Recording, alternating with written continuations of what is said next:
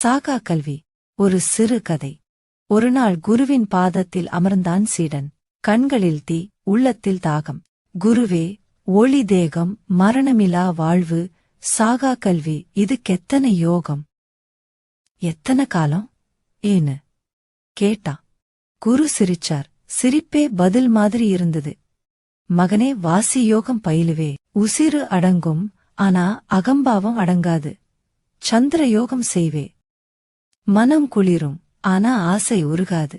ஹடயோகம் செய்வே, உடம்பு வலுவாகும், ஆனா உள்ளம் மெலியாது. பரியங்கம் ஏறுவே, சித்தி வரும், ஆனா கருணை வராதுனா அது சித்தி இல்ல.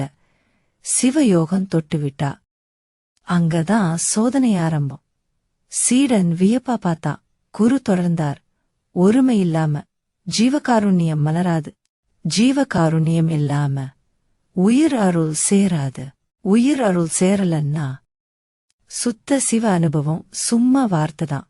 36 தத்துவம் தெரிஞ்சா போதாது, அதுல நிக்கிரகம் வேணும். கோள், ஜோதிடம், மருத்துவம், மூலிகை, இவையெல்லாம் வெளிப்படை கலை.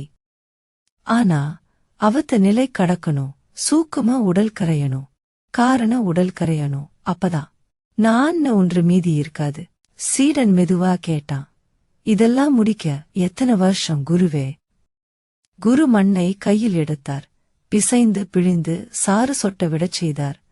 இந்த மண்ணு மாதிரிதான் மனிதன். நசுங்காம சாறு வராது. ஒரு பிறவி போதாது, பல பிறவிகள் கூட குறையலாம். சாகா கல்வி சும்மா கிடைக்கிற சீட் இல்ல, அது உசிரை அரைத்து அருளோட கலக்கிற மாபெரும் வரம். அப்ப சீடன் நினைச்சான் வள்ளல் பெருமானின் வரிகளை. 12 ஆண்டு தொடங்கி இற்றை பகலின் வரையுமே, படியில் பட்ட பாட்டை நினைக்கில் மலையும் கரையுமே. அவன் புரிஞ்சுகிட்டான், சாகா கல்வி காலத்தால வரல, கஷ்டத்தால வருது. அனுபவம்தான். அதுக்கே ஒரே ஆசா,